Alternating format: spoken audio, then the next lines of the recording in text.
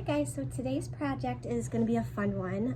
It's a way to make a mess without getting too messy. The supplies that you need for this project are some paint. I have washable paints. I have a piece of paper. Something like cardstock or something that's a little thicker might work better, but if you have thinner paper, you're also going to want some cardboard. I do have a water bottle with some water in it. I've got some tape to tape off my edges, and I have plastic wrap.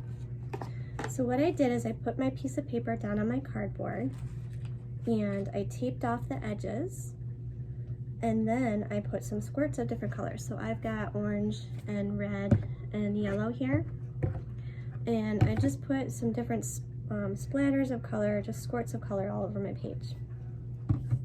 Think about colors that are going to look nice together, so I put these colors together because they're warm colors and they look nice all next to each other. Some blues and greens and purples might look nice next to each other, so definitely have that in your head as you're planning out your colors for this. The next step, after you've got your paint kind of squirted out on your page, is to take some of your water and very lightly mist your paper.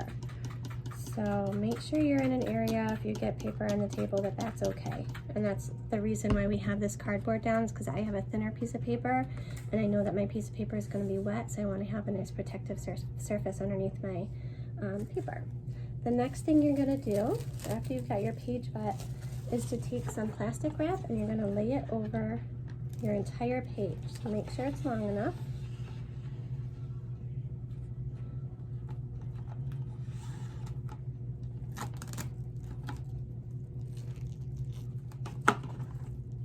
Okay,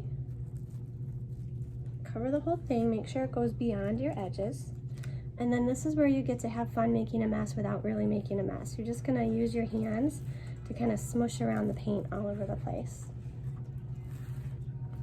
Your colors are going to start to blend,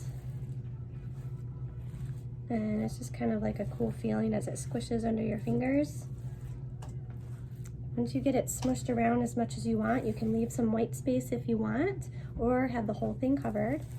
If you didn't put enough paint on the first time, you can always lift your plastic and add a little more paint, so it's always better to start with less than you think you might need if you're unsure.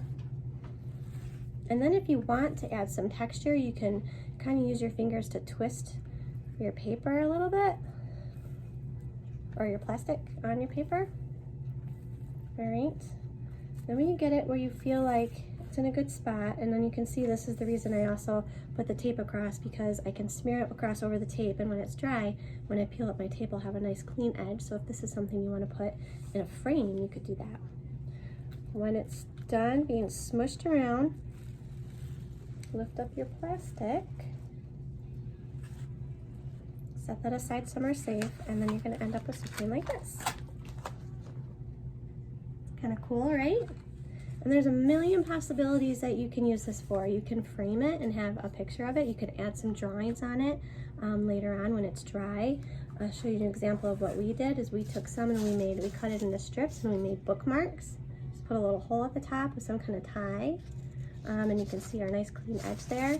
You can make a card out of it. You could cut different shapes. There's so many different things you can do. But this is a fun project, like I said, to feel like you're getting messy, but it kind of keeps it neat all at the same time.